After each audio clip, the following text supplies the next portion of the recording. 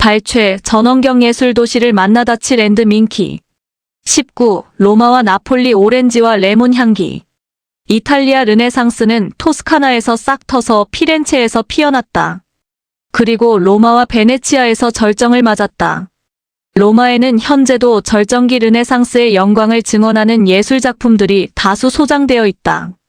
그런데 절정이라는 말과 어울리지 않게, 그리고 영원의 도시라는 로마의 절정과 어울리지도 않게, 이 작품들은 어딘지 모르게 어둡고 무겁다.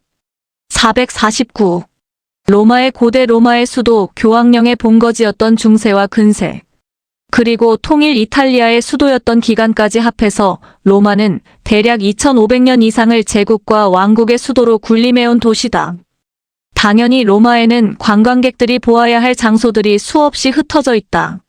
로마는 사실상 서양 문명의 근원과도 같다. 콜로세움, 포로 로마노, 성천사의 성, 무수한 박물관들과 성당들은 그 자체가 귀중한 문화적 유산이다. 450. 그러나 이 모든 로마의 건축과 유적들은 단 하나의 웅장한 성전 성베드로 대성당 앞에서 그 빛을 잃는다. 도시인 로마 안에 카톨릭 교황청이 있는 초미니 국가, 바티칸이 존재한다는 사실은 그만큼 특별한 로마의 역사를 상기시키는 부분이다. 로마는 고대의 제국 시절에는 황제의 도시였고 제국이 기독교를 공인한 후부터는 교황의 도시였다. 451. 흔들리는 교황의 위세를 공고히 하기 위해 15세기 중엽부터 로마에서 대규모 건축 사업이 벌어졌다. 니콜라우스 2세, 비오 2세, 율리우스 2세 등은 새로운 학문인 인문학에 교황의 권위를 결합시켜 바티칸 시티 안에 기념비적, 건축물 성베드로 대성당과 바티칸 박물관, 교황의 예배당 시스티나 성당 등의 웅장한 건물들은 교황과 세속 권력 사이의 갈등을 낳은 유산들이다. 율리우스 2세는 미켈란젤로와 브라만테의 친구였으며 레오 10세는 라파엘로의 열렬한 후원자였다.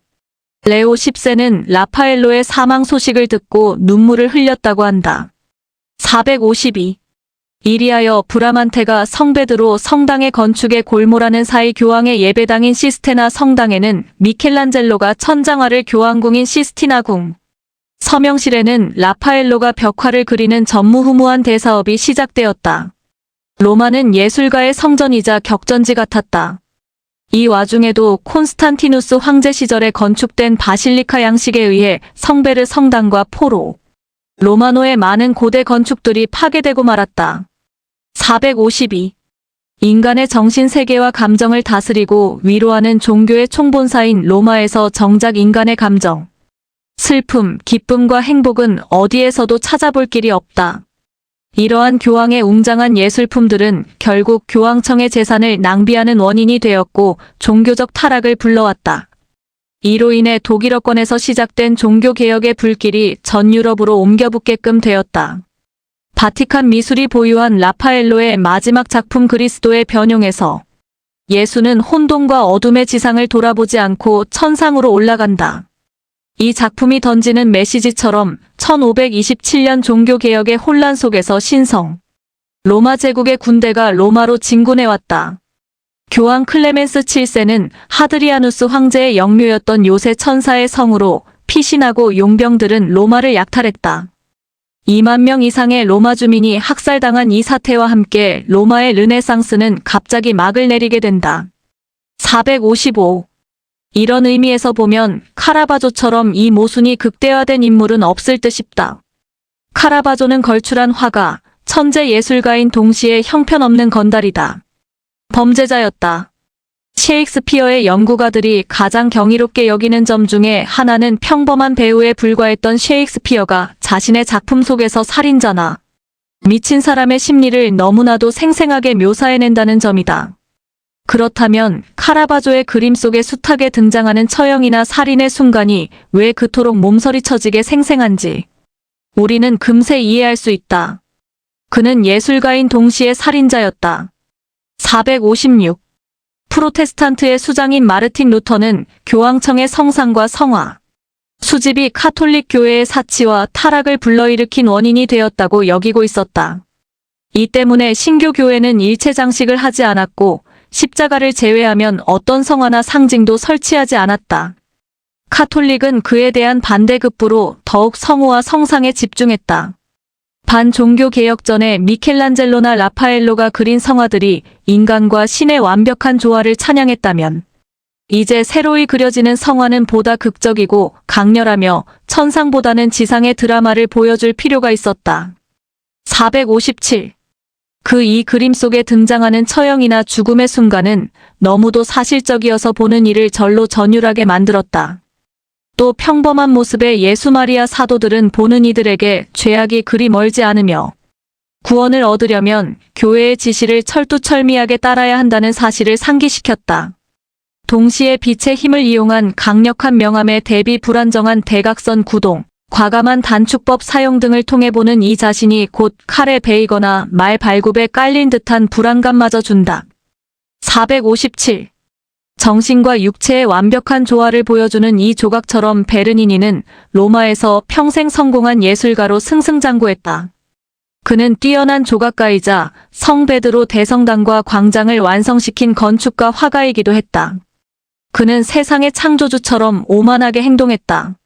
자신의 정부이던 콘스탄차가 자신의 동생과 바람이 나자 시종을 시켜 여인의 얼굴을 칼로 난도질한 잔인한 행위조차 서슴지 않았다.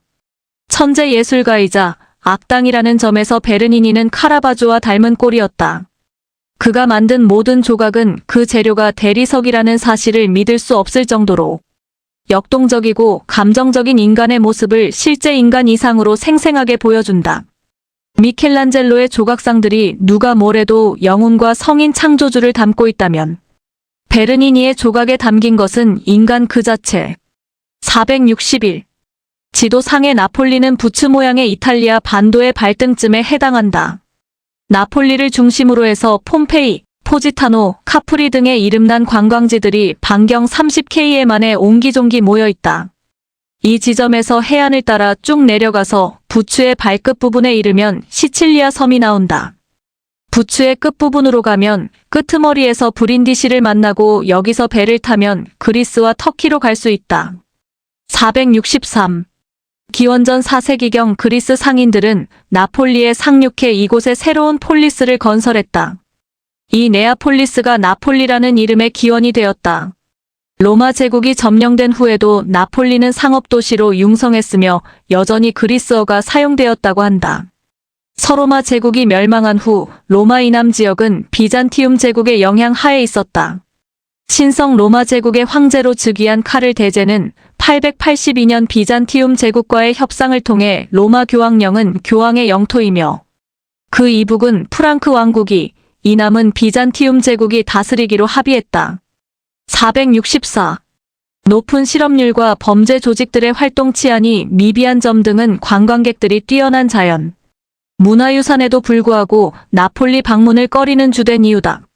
그러나 폼페이처럼 보기 드문 역사적 유산과 소렌토, 카프리, 포지타노 등 아름다운 해안 마을이 즐비한 아말피 해변 그리고 메가리데 성과 나폴리, 국립고고박물관 등 자연 역사 문화가 겸비된 나폴레옹은 놓치기엔 너무나 아까운 곳임이 분명하다. 465. 서기 79년 8월 20일부터 24일 사이에 일어난 베수비오 화산의 분출은 인근의 상업도시 폼페이와 헤르콜라네움을 일거에 덮어버렸다.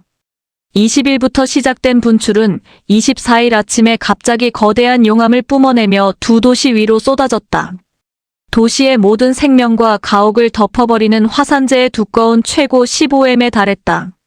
당시 폼페이와 헤르클라네움에 있는 2만 명의 시민들이 거주하고 있었다. 이 중 자유인이 12.000노예가 8.000명이었다. 희생된 인명의 수는 최소 2.000명이었다고 여겨진다. 폼페이오와 헤르클라네움은 이렇게 1700년 가까이 화산재 더미에 깔려 있었으며 1748년 본격적인 도시의 발굴이 시작되었다. 현재까지도 폼페이의 발굴은 계속되고 있다. 그랜드 투어스들은 남부 이탈리아 여행할 때 폼페이오를 빼놓지 않았다.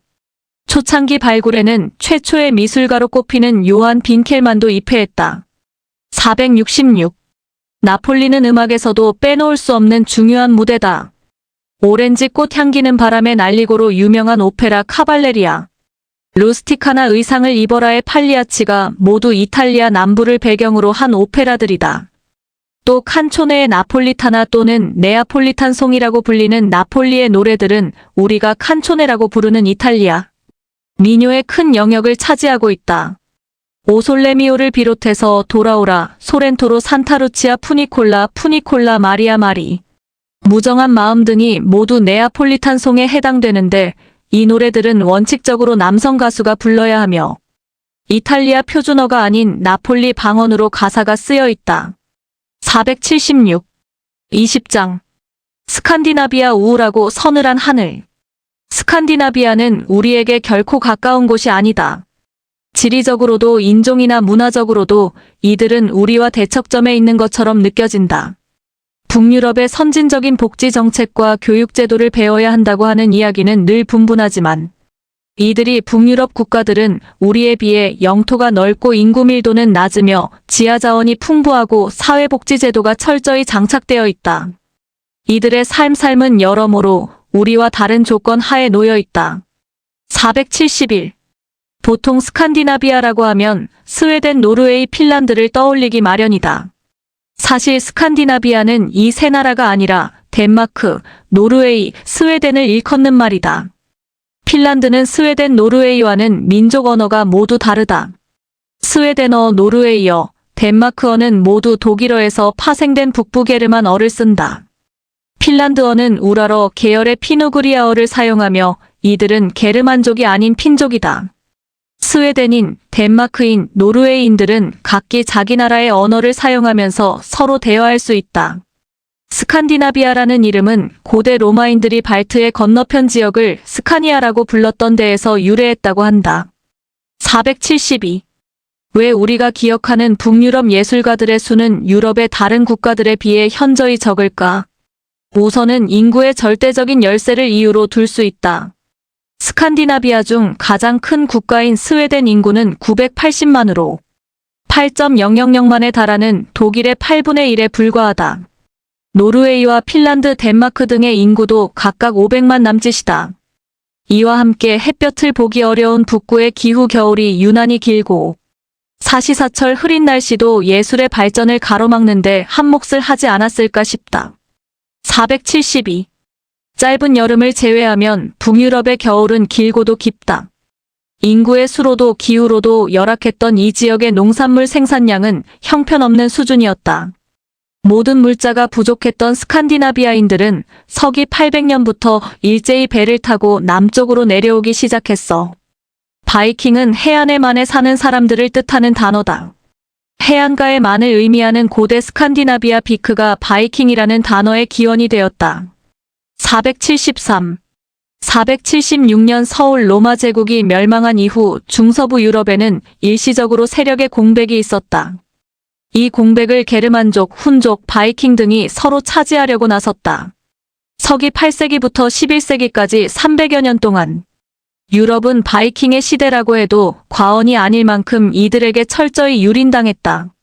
노르웨이의 바이킹은 아일랜드와 요크를, 덴마크의 바이킹은 더 남쪽으로 내려와 잉글랜드를, 스웨덴의 바이킹은 지금의 러시아와 흑해, 카스피의 연안으로 진출했다.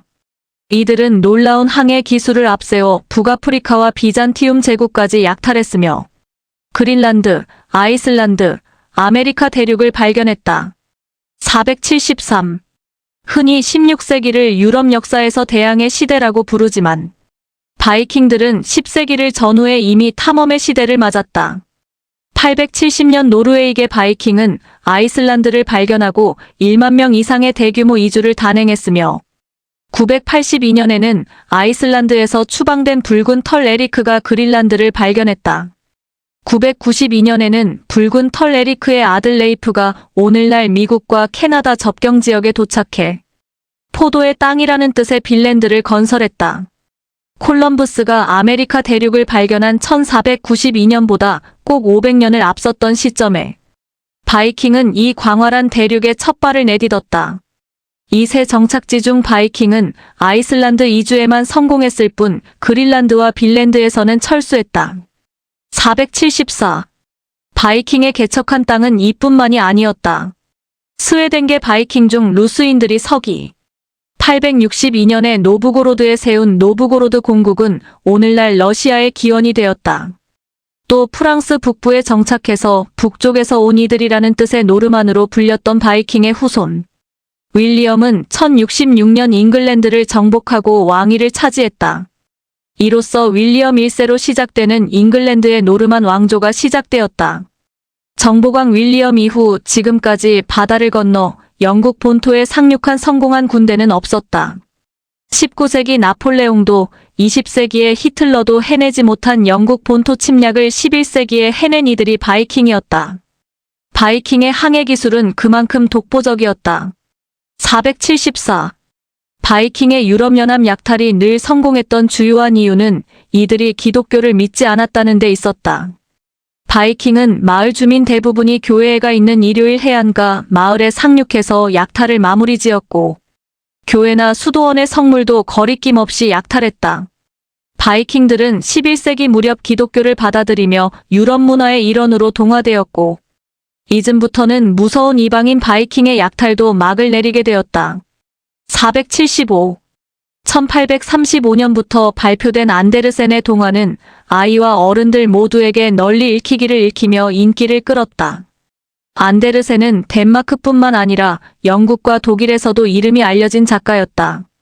작곡가 그리그와 슈만이 그의 시에 곡을 붙였고 영국의 문호 찰스 디킨스도 안데르센의 팬이었다. 독일의 바이에른 왕국의 막시밀리안 2세는 자신의 궁에 안데르센을 초청해 신앙송회를 열었다. 477. 160편에 달하는 안데르센의 동화들은 150개의 언어로 번역이 되어 전 세계 어린이들에게 읽히고 있다. 환상적이면서도 서정성이 강한 안데르센의 동화들에는 작가 자신의 이야기, 가난한 집에 태어나 고생 끝에 성공을 거두었으나 결혼하지 못하고 독신으로 생애를 마친 안데르센의 삶이 녹아들어 있다. 그의 인생은 화려한 백조로 성장하는 미운 오리 새끼였고 또 동시에 끝내 사랑을 얻지 못한 채 물거품이 되어 쓰러진 인어공주의 이야기이기도 했다. 477.